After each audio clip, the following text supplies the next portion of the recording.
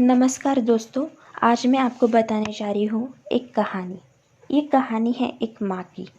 माँ इस शब्द में न जाने कितनी ममता, कितना प्यार और अपनापन है, जिसे सुनते ही हर कोई अपनी माँ को याद करता है, चाहे वो जहाँ हो। लेकिन मैं आज आपको जिस व्यक्ति के बारे में बताने जा रही हूँ, वो नारी नहीं, एक ढाल है, वीरता, ममता की मिसाल है। हमारी सिंधुताई, जिनका जन्म तो गरीब परिवार में हुआ, लेकिन विचारों से, दिल से, कर्मों से इतनी अमीर और उदार है कि उन्होंने अपना पूरा जीवन गरीब अनाथ बच्चों के लिए समर्पित कर दिया। और ये कहानी शुरू होती है महाराष्ट्र के एक गांव से, जहां सिंधुताई का जन्म हुआ। लेकिन एक लड़की होने के कारण उनका नाम चिंधी रखा गया, यानी फटा पुराना कपड़ा। उनके पिता का नाम अभिमान साठे, जो कि एक चरवाहा थे। सिंधुताई को पढ़ाई करना बहुत अच्छा लगता था और उनके पिताजी भी उन्हें पढ़ाना चाहते थे, लेकिन माँ का विरोध था और घर के नाजुक हालात और जिम्मेदारियों के कारण उनकी शादी 30 साल के श्रीहरि सबकाल से हुई, जब वो महज 10 साल की थी। शादी के कुछ साल बाद एक वाकया ऐसा हुआ जिसने सिंधुताई का पूरा जीवन ही बदल कर रख दिया। वाकया कुछ ऐसा था कि उस गांव के मुखिया ने गांव वालों की मजदूरी के पैसे देने से इनकार कर दिया। तो जुझारू सिंधुताई ने उस मुखिया की शिकायत जिलाधिकारी से कर दी और फिर उस अपमान का बदला लेने के लिए उस मुखिया ने सिंधुताई के पति को भड़काया। और फिर वो काली रात आ गई, जिस रात उन्हें उनके पति ने घर से बाहर निकाल दिया। उसी रात सिंधुताई ने तबेले में बच्चे को जन्म दिया और फिर माँ के घर गई, तो माँ ने भी सहारा देने से इनकार कर दिया।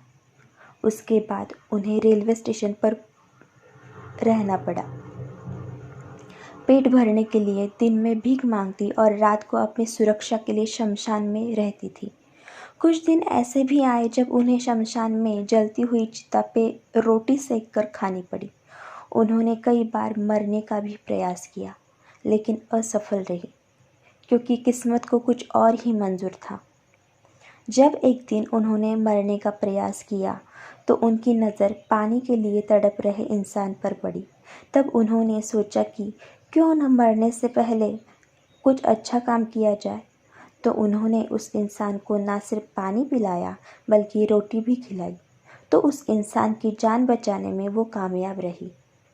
और जब उन्हें इस बात का एहसास हो गया कि क्यों न खुद के लिए मरने से अच्छा बेसहारा लोगों के लिए जिया जाए, इस तरह उनके जीवन में पूरा परिवर्तन हो गया। और इस वाक़ये ने सिंधुताई को एक नया जन्म दिया। चिंधी सिंधुताई में परिवर्तित हो गई और उन्होंने अपना पूरा जीवन यतीमों के लिए समर्पित कर दिया। हजारों अनाथ बच्चों को गोद लेकर उनका जीवन रोशन कर दिया। इस तरह सिंधुताई यानी माई एक प्रेरणा बनकर उभरी, जिन्होंने अपनी हर मुश्किल को अवसर में बदल दिया और एक अविचल चट्टान की तरह हर मुश्किल का सामना किया। सलाम है सिंधुताई के जज्बे को। इसीलिए आप अपनी लाइफ में जब भी लो फील करें, जब भी डिप्रेशन में हो या जब भी कोई निगेटिव थॉट्स आए, तो एक बार माई की कहानी को ज़रूर याद करना। ये आपको ज़रूर प्रेरणा देगी अपना जीवन व्यतीत करने के लिए, अपने जीवन में सफल होने के लिए।